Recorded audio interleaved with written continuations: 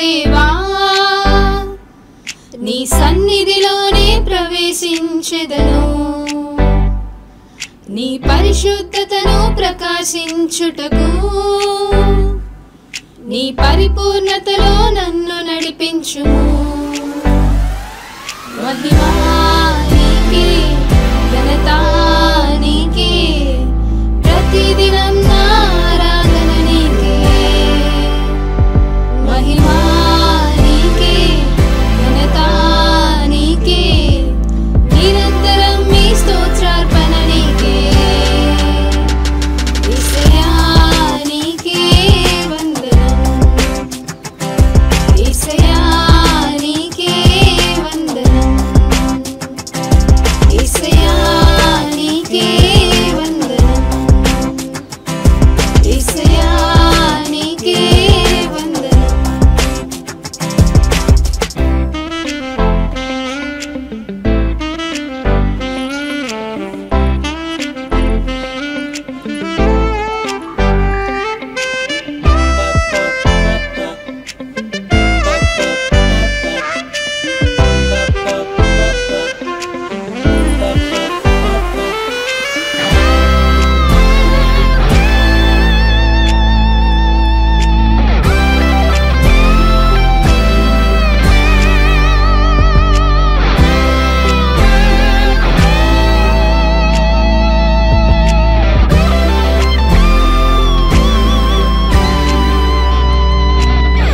మట్టి ముద్దనైన నన్ను మనిషిగా రూపించావు వట్టి వాడనైన గాని మహిమతో నన్ను నింపావు మట్టి ముద్దనైన నన్ను మనిషిగా రూపించావు వట్టి వాడనైన గాని మహిమతో నన్ను నింపావు నీ కౌగిలిలో నన్ను హత్తుకొని అరచేతులలో నన్ను చెక్కుకొని నీ సన్నిధి కాంతిని నాపైనే ఉదయింపజేశావు నీ కౌగిలిలో నన్ను హత్తుకొని అరచేతులలో నన్ను చెక్కుకొని నీ సన్నిధి కాంతిని నాపైనే ఉదయింపజేశావు ఏమివ్వగలను నేను నీ ప్రేమకై పగిలిన హృదయముతో ఆరాధింతును మహిమా నీకే ఘనత నీకే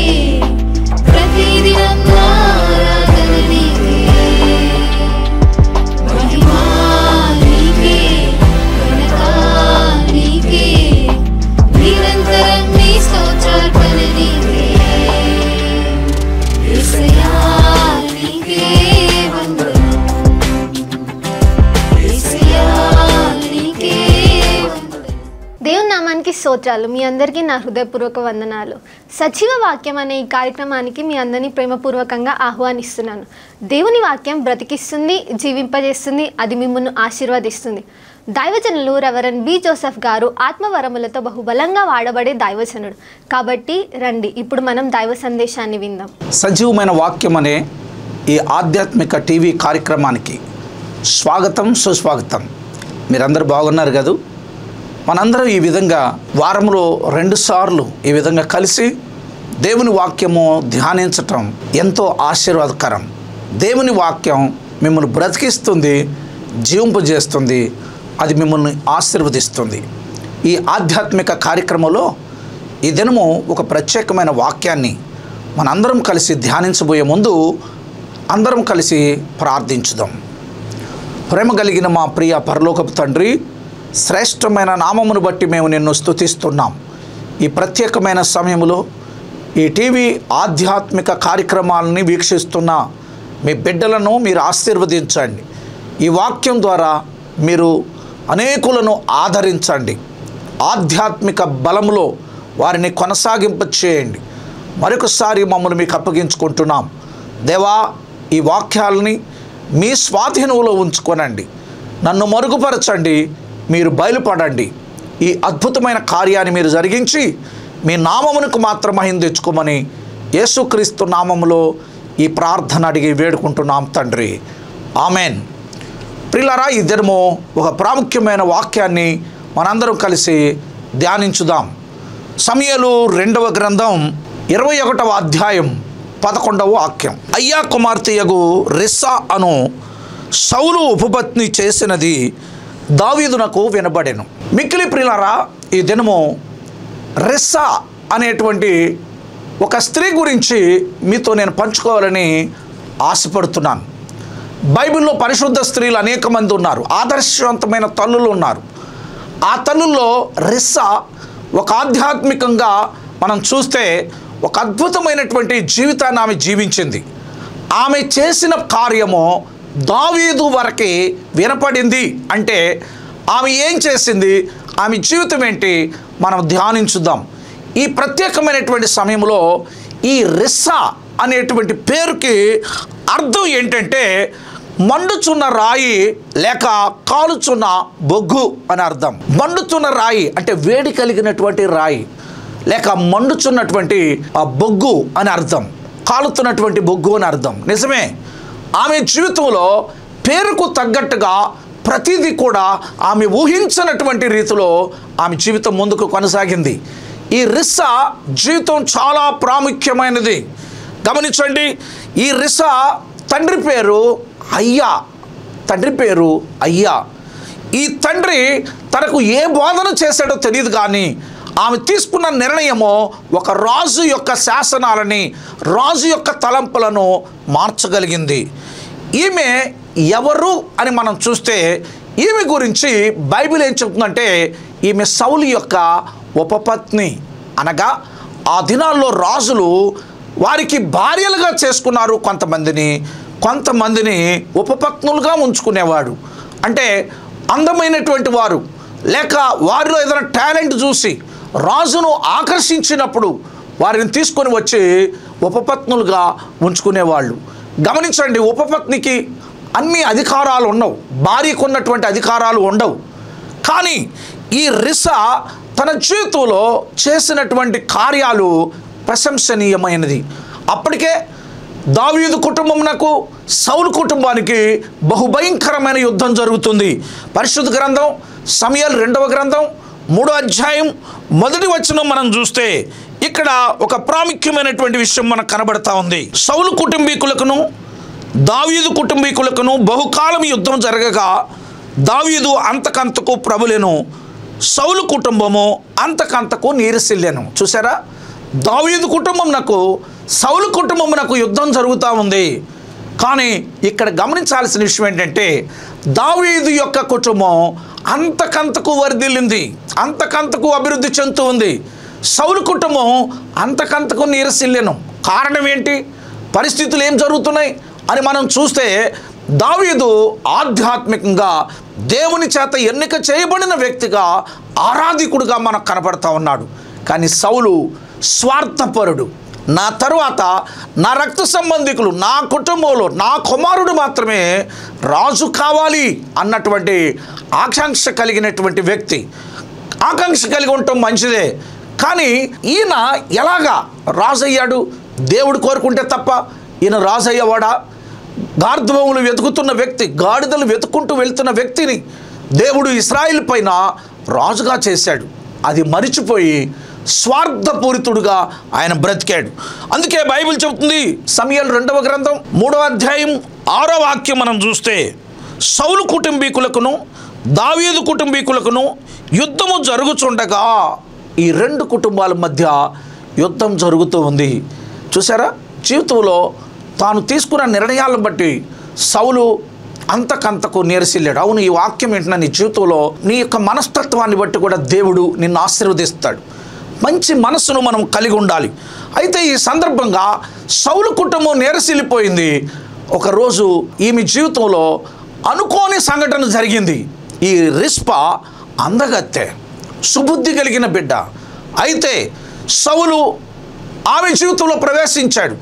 తాను కోరుకోకుండా సౌలు తన జీవితం మీద ప్రభావం చూపి ఆమెను తీసుకొని వచ్చి ఉపపత్నిగా ఉంచుకున్నాడు. ఏ స్త్రీ కూడా ఉపపత్నిగా ఉండటానికి ఇష్టపడదు, అధికారాలు ఉండవు, గుర్తింపు ఉండదు. కానీ ఈమె తన మీద మరొకరి పెత్తనం ఆమె జీవితంలో జరిగింది. అయితే ఈమె జీవితంలో కొన్ని ఘట్టాలను మనం ఈ సమయంలో ధ్యానం చేద్దాం. ఏంటంటే సౌలు ఒకరోజు ఆయన యుద్ధానికి వెళ్ళాడు.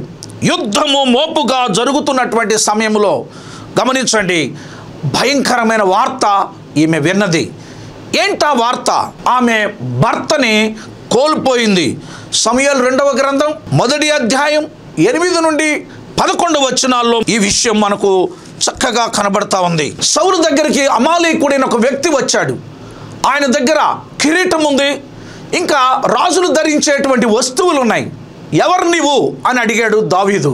ఆయన చెప్పాడు, నేను గిల్బోవ పర్వతం మీద హఠాత్తుగా వెళుతున్న సమయంలో సౌలు ఈటని ఆనుకున్నాడు, నన్ను పిలిచాడు, నేను దగ్గరకు వెళ్ళాను.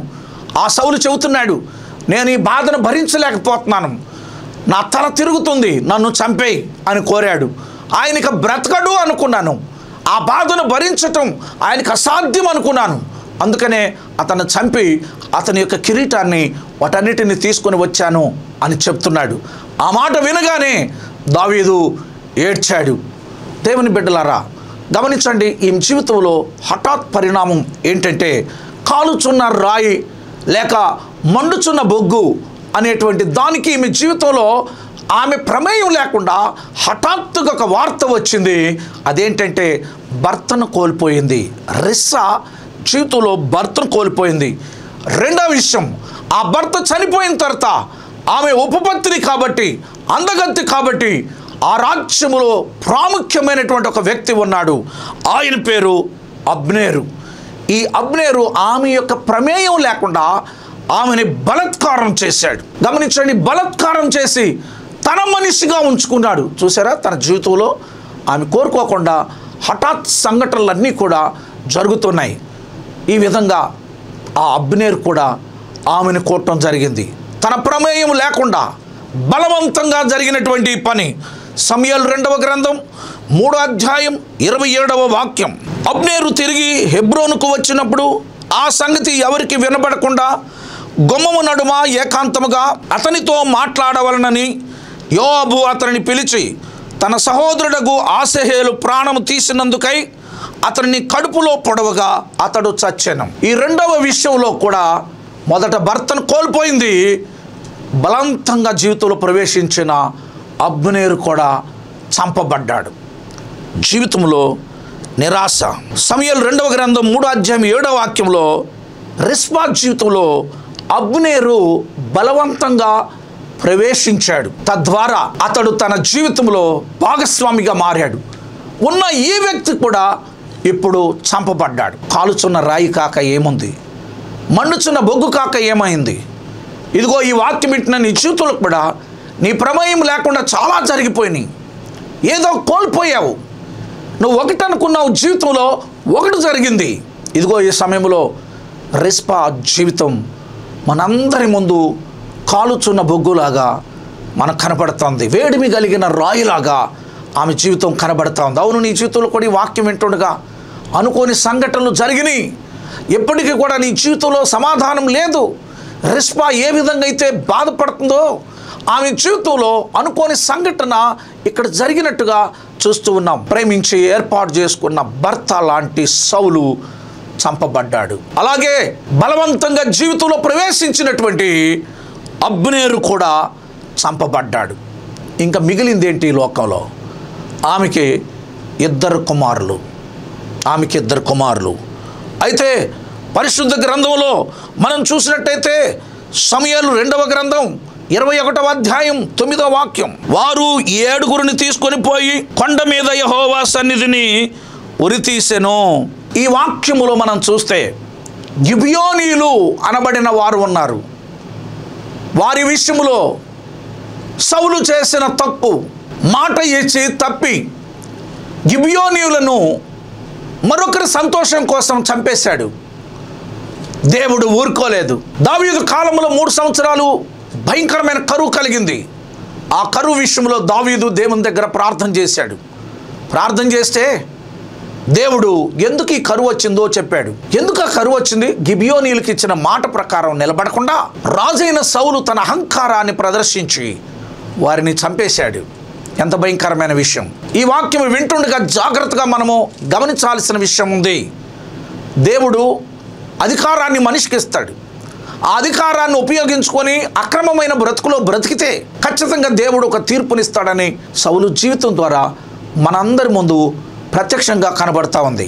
ఈ వాక్యం వింటున్న ప్రతి బిడ్డ కూడా జాగ్రత్తగా వినండి. మన జీవితంలో మనకిష్టం వచ్చినట్టు బ్రతకటం కాదు, దేవుని చిత్తాన్ని మనం చూడాలి. అయితే ఈ గిబియోనీలు దావీదుని కలిసిన తర్వాత వాళ్ళు అడిగినటువంటి విషయం ఏంటంటే, సౌలు కుటుంబంలో 7 కుమారుల్ని మాకు అప్పగించండి అని చెప్పి అడిగినప్పుడు 7 కుమారులను అప్పగిస్తారు. ఈ 7 కుమారులు ఎవరు అని మనం చూస్తే, ఈ రిస్పా యొక్క 2 కుమారులు, అర్మోని, మెఫీబోషెత్ 2 కుమారులు, అలాగే మికాలు యొక్క 5 కుమారులు, మొత్తం టోటల్ 7 కుమారుల్ని వారికి అప్పగించటం జరుగుతుంది దావీదు పక్షంగా. వారు ఒక కొండపైన తీసుకొని పోయి ఆ 7 ఉరి తీశారు. చూసారా, రిస్పా జీవితంలో ఈ ఘట్టం కూడా కాలుతున్న రాయిలాగానే ఉంది, మండుచున్న బగ్గులాగే ఉంది. చూడండి, భర్త పోయాడు, అలాగే జీవితంలో బలవంతంగా ప్రవేశించినటువంటి అబ్దోను పోయాడు. అంత మాత్రమే కాకుండా తనకు జీవితము భాగము అనుకున్నటువంటి తన కుమారులు 2 కూడా వేలాడదీయబడ్డారు, ఉరితీయబడ్డారు. ఇక్కడ మనము చాలా జాగ్రత్తగా గమనించండి. ఇక్కడ ఈ యొక్క రిస్పా చేసిన కార్యం దావీదు దాకా వినపడింది. ఏం చేసింది ఈమె? మీరు చూసినట్లయితే పరిశుద్ధ గ్రంథంలో మనం చూస్తే కనబడతా ఉంది.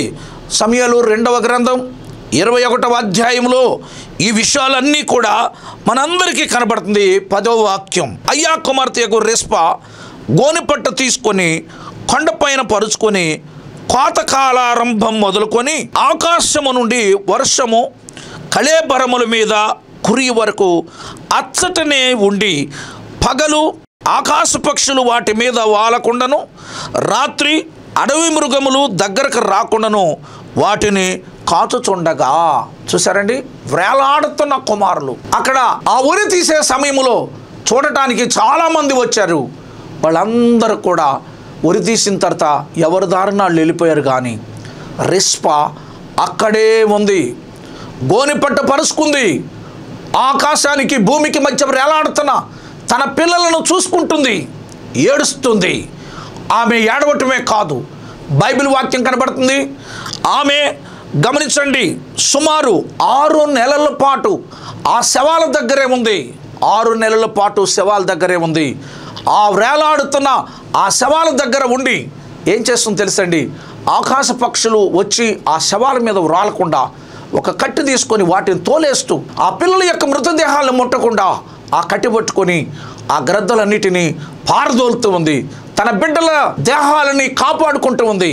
అంత మాత్రమే కాదు, ఆమె చేసిన మరొక పని ఏంటంటే, గమనించండి, ఖడ్గమృగాలు, క్రూరమృగాలు ఈ భూమి మీద సంచరించే వచ్చి ఆ బిడ్డల యొక్క దేహాలు చేల్చకుండా అక్కడే ఉండి ధైర్యశాలిగా ఆమె తన బిడ్డల కోసం రోధిస్తుంది. ఆ బిడ్డల కోసం అక్కడే ఉంది. ఎంత భయంకరమైన విషయం! ఈ సందర్భంగా ఈ పని దరిదాపుగా 6 నెలల పాటు ఆ యొక్క కొండ మీదనే తన కుమారుల శవాల దగ్గరే ఆమె ఉండి ఆ కార్యాన్ని చేసింది. ఈరోజు రిస్పా గురించి ఎందుకు ధ్యానించాలంటే, తల్లి యొక్క ప్రేమ, కడుపున మోసిన తల్లి తన కుమారుల పట్ల చూపించేటువంటి ప్రేమ అది అమోఘమైనది. దేవుడు కూడా కొన్ని సందర్భాల్లో తన ప్రేమను తెలియపరచుటకు ఆయన అంటున్నాడు, ఒకని తల్లి వానిని ఆదరించున్నట్లు నేను ఆదరించేదను. తల్లికి ఉన్న ప్రేమ, ఆదరణ తన కుమారుల పట్ల, తన కుమార్తెల పట్ల బహుగా చూపిస్తుంది. ఈ లోకంలో చాలామంది కుమారులు ఉన్నారు, కుమార్తెలు ఉన్నారు. మీ తల్లి విషయంలో నిర్లక్ష్యం చేయొద్దు. మీ తల్లిని ప్రశంసించండి. మీ తల్లికి కన్నీరు కలగనీయొద్దు. మీ తల్లిని గమనించండి, ఏమాత్రం కూడా బాధ పెట్టేవారుగా ఉండొద్దు. ఎఫెసీ పత్రిక 6వ అధ్యాయం 1 నుండి 2 వచనాలు చూస్తే, తల్లిదండ్రుల్ని మనము ప్రేమించటం చేత, వారిని సన్మానించటం చేత మనకు కలిగేటువంటి దీవెనలు ఇక్కడ చెప్పబడతా ఉన్నాయి. పిల్లలారా, ప్రభువునందు మీ తల్లిదండ్రులకు విధేయులై ఉండు, ఇది ధర్మమే. నీకు మేలు కలుగునట్లు నీ తండ్రిని తల్లిని సన్మానింపుము, అప్పుడు నీవు భూమి మీద దీర్ఘాయుష్మంతుడు వగుదువు. ఇది ధర్మమైన విషయం, ఇది ఖచ్చితమైన విషయం, న్యాయమైన విషయం. మీ తల్లిదండ్రులకు విధేయులై ఉంటాం. అవును, ఈ వాక్యం వింటున్న మీ జీవితాల్లో మీ తల్లిని ఎన్నిసార్లు దుఃఖపెట్టావు, ఈ దినం దేవుడు నిన్ను అడుగుతున్నాడు, నీ తల్లిని ప్రేమించు. రిస్పా యొక్క ప్రేమ చూశారు కదా, అందరూ వదిలిపెట్టిన ఆ దేహం దగ్గర ఏడుస్తూ ఆ దేహాలను కాపాడుకుంటూ 6 నెలల పాటు బైబిల్ చెప్తుంది, ఆమె 6 నెలల పాటు ఆకాశ పక్షులు అడవి మృగములు దగ్గరకు రాకుండా రాత్రి బ్రగళ్ళు తన బిడ్డల యొక్క శవాలని కాపాడుకుంది. ఈ వార్త రాజు దాకా చేరింది. ఇక్కడ రిస్పాని ఎంతగా మనం ధ్యానించడానికి గల, ఆమె జీవితాన్ని ధ్యానించడానికి గల కారణం ఏంటంటే, ప్రాముఖ్యంగా 4 విషయాలని నేను మీకు చెప్తాను. మొదటిది ఏంటంటే, తన పిల్లల పట్ల ఉన్న ప్రేమ రిస్పా జీవితం ఇక్కడ ప్రస్ఫుటిస్తుంది.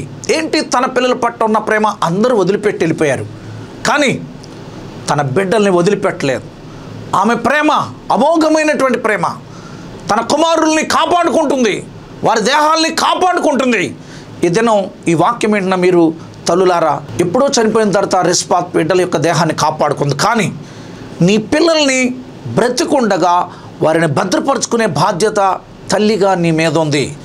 తల్లిగా నీ మీద ఉంది. మనందరికీ తెలుసు, జాన్ వెస్లీ ఇంగ్లాండ్ దేశంలో గొప్ప ఉద్యమాన్ని తీసుకొచ్చాడు. ఆయన అంటాడు, ఏమంటాడంటే, నా తల్లి బలమైనటువంటి ప్రార్థన. మా అందరి కొరకు ప్రార్థన చేసేసరికి ఆమె ఉదయకాలము 5 గంటలు అయ్యేదంట.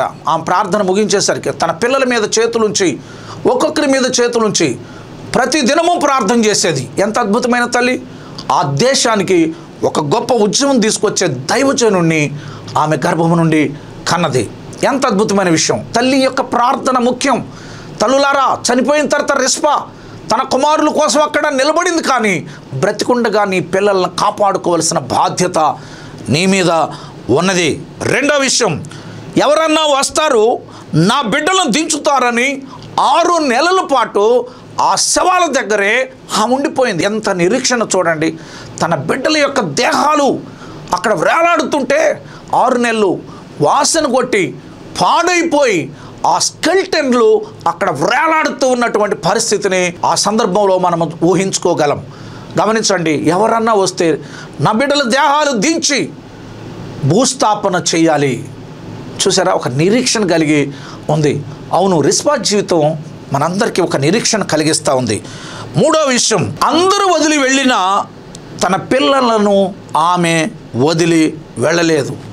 చూసారా, అందరూ వదిలిపెట్టినా ఆమె వదిలిపెట్టలేదు. పిల్లలంటే తల్లికి చాలా ఇష్టం. 9 నెలలు గర్భములో మోసి కన్నటువంటి తల్లికి ఆ ప్రేమ, ఆ బాధ, ఆ వేదన ఉంటుంది. అవును, ఈ దినం ఈ వాక్యం ఏంటంటే, మీ జీవితాల్లో మీ తల్లిదండ్రుల్ని మీరు గౌరవించాలి, సన్మానించాలి, వారి గురించి ఆలోచించాలి.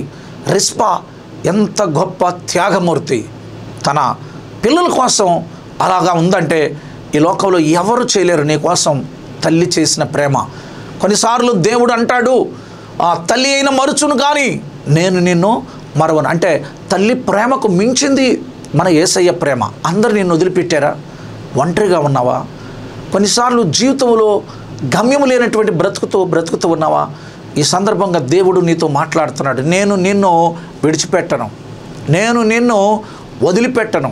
అందరూ వదిలిపెట్టినా నేను నిన్ను వదిలిపెట్టను. భయపడకము, జలములు నీ మీద పొర్లి పారవు, అగ్ని నిన్ను కాల్చజాలదు, ఎందుకంటే నేను నీకు తోడుగా ఉన్నాను అంటున్నాడు. ఇంకొక మాట, 4వ విషయం, ఈ తల్లిలో మనం చూడాల్సినటువంటి 4వ విషయం ఏంటంటే, ఆమె బహుధైర్యశాలి. చూడండి, చనిపోయిన కళేబరాల దగ్గర ఉండటం అంటే ఎంత ధైర్యం ఉంటే ఉండాలి. రెండో విషయం, ఒక స్త్రీ ఆమె రాత్రి పగళ్ళు అక్కడే ఉంది. మూడో విషయం, ఆకాశ పక్షులు వస్తున్నాయి. 4వ విషయం ఏంటంటే, క్రూర మృగాలు ఆ స్థలానికి వస్తాయి. ఆ కట్టి పట్టుకొని విరోచితముగా తన పిల్లల మీద ఉన్న ప్రేమతో వాటిని తోలివేస్తూ బిడ్డల యొక్క కళేబరం దగ్గర ఆమె నిలబడి ఉంది. ఎంత గొప్ప ప్రేమ ఈ తల్లిది! గమనించండి, దినము నీ తల్లి యొక్క ప్రేమను మర్చిపోకు. తాను తిన్నా తినకపోయినా నా కొడుకు, నా కుమార్తె తినాలి అని చూసే వారే నీ తల్లి. ఈ లోకంలో అందరూ నీకు శత్రువులైనా తల్లి ఏనాడు కూడా నీకు శత్రువుగా మారదు. ఎందుకంటే 9 నెలలు నిన్ను మోసింది కాబట్టి ఆ స్పర్శ, నీతో ఉన్న ఆ అనుబంధం ఎన్నడూ కూడా తల్లి మరిచిపోదు. నీ ఎడల ప్రేమ కలిగినది తల్లి. ఈ దినం గమనించండి, వారిని ప్రేమించటం చేత, వారిని సన్మానించటం చేత నీకు దీర్ఘాయు. ఆమె ధైర్యశాలిగా ఉంటూ ఉంది. తన పిల్లల యొక్క కళేభరములను చక్కగా ఆమె కాపాడుకుంది. మండుచున్న రాయిలాగానే తన జీవితం ఉంది. ఇన్ని పరిస్థితుల్లో తన కుమారుల కోసం ఆమె చేసిన ఈ పని రాజుకు వినబడింది. అంత మాత్రమే కాదు, ఆ వినబడిన తర్వాత ఆమె చేసిన కార్యమును బట్టి ఆ కుమారుల యొక్క కళేబరాలు దించి తీసుకుని వచ్చి సౌలుకు సమాధి చేసిన ఆ స్థలములోనే వీరిని కూడా కలిపి సమాధి చేయటం జరిగింది. కేవలము రెస్పాన్స్ బట్టి రాజు కూడా కదిలి ఈ కార్యమును జరిగించాడు. అవును, రెస్పా ఒక గొప్ప అద్భుతమైనటువంటి తల్లి. ఈ దినం నువ్వు ఎలాంటి తల్లిగా ఉన్నావు? అలాగే కుమారులారా, కుమార్తెలారా, మీ తల్లిని నిర్లక్ష్య పెట్టవద్దు. అలాగే కుమారులారా, కుమార్తెలారా, మీ తండ్రిని నిర్లక్ష్య పెట్టవద్దు. నీవు దీర్ఘాయుష్యును కోల్పోతావు. ఇది ధర్మమే. పిల్లలైనటువంటి మీరు మీ తల్లిదండ్రులకు విధేయులై ఉండటం ధర్మమే. వారు నీకు శాసనాలు కొన్నిసార్లు మీ ముందు పెట్టినప్పుడు ఇది చెయ్యి, అది చెయ్యి అన్నప్పుడు ఖచ్చితంగా వారు చెప్పినట్టు చేయటం నీకు ఆశీర్వాదం. ఈ దినం యేసుక్రీస్తు ప్రభు గురించి ఏం చెప్పబడుతుంది? 30 సంవత్సరాల వరకు వారి తల్లిదండ్రులకు లోబడి ఉండెను. అవును, తల్లిదండ్రులను ప్రేమించండి, దేవుడు మిమ్మల్ని దీవిస్తాడు. రెస్పా యొక్క జీవితం మనందరికీ ఒక మాదిరికరమైంది. ఈరోజు నీ బిడ్డలను కాపాడుకో. నీ బిడ్డలు బ్రతికుండి కూడా జీవోత్సవాల్లాగా బ్రతుకుతున్నారేమో, కుళ్ళు కొట్టిన వాసన కొట్టే బ్రతుకును జీవిస్తున్నారేమో. వాళ్ళని కాపాడుకోండి, వాళ్ళని భద్రపరచుకోండి. రెస్పా ఒక ఆదర్శమైనటువంటి తల్లి. నీ జీవితంలో కూడా నువ్వు ఆదర్శమైన తల్లిగా ఉండాలి. నీ జీవితంలో కూడా ఒక ప్రాముఖ్యమైన కుమారుడు, కుమార్తెగా నీ తల్లికి ఆదరణ ఇచ్చేవారుగా మీరు ఉండాలని కోరుతున్నాను. దేవుడు మిమ్మల్ని దీవించి ఆశీర్వదించును గాక. May God bless you. మీ ప్రార్థన అవసరతల కొరకు ఈ నంబర్ని సంప్రదించండి. 9154534455. దేవుడు మిమ్మల్ని దీవించును గాక. ఆమేన్.